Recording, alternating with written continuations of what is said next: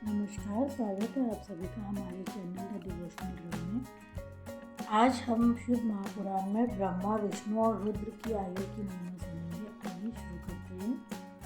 जय श्री गणेशाय नमः। राधे राधे। ओम नमः शिवाय।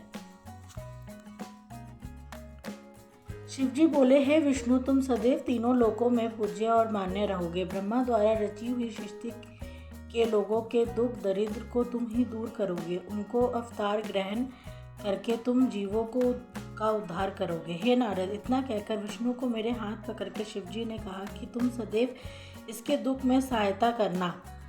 तुम सबके अध्यक्ष और मुक्ति के दायक हो। हे हरि, यदि तुम पर कोई संकट आ पड़े तो तुम मुझ रुद्र का भजन करना, तो मेरे आश्रय में आ जाता है, उसके सभी दुख दूर हो जाते हैं।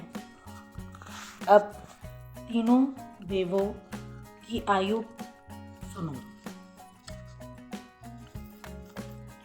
30 दिन का एक मास, 12 मास का एक वर्ष और 100 वर्ष का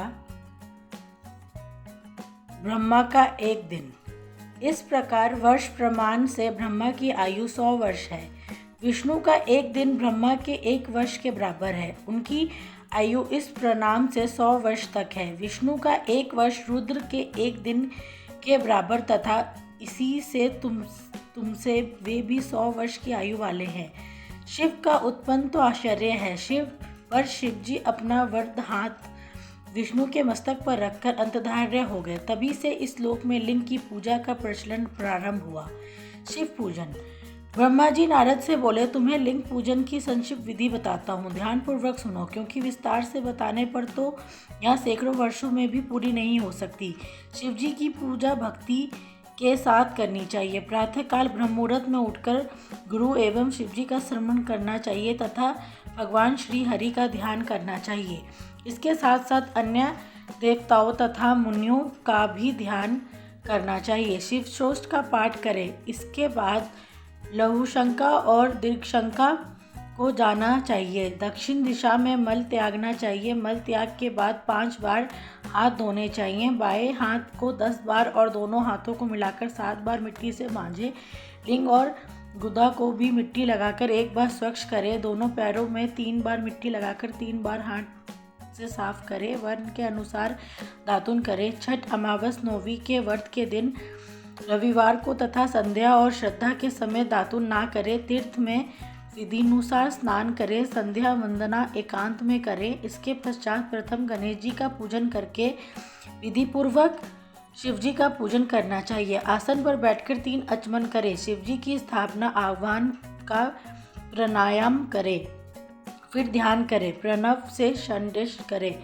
फिर शिव जी पर वेद मंत्रों के सहस्त्र जलधारा चढ़ावें।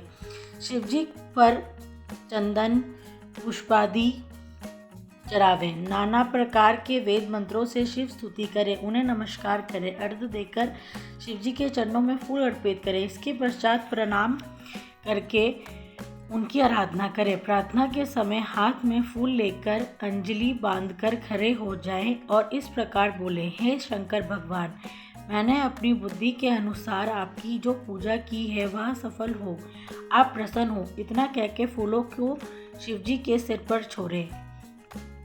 बची हुई सामग्री हटाकर प्रणाम करें। अघोर मंत्र से प्रार्थना करें और बम बम महादेव का उच्चारण करें। अब आज की वीडियो के अंत में मैं आप सबसे गीता का एक श्लोक शेयर करना चाहूँगी। अध्याय 6 श्लोक 23। त्वं विद्या दुख संयोग वियोग योग संगीतम सा निश्चयेन योग तवा योग निर्विन्न च चेतसा।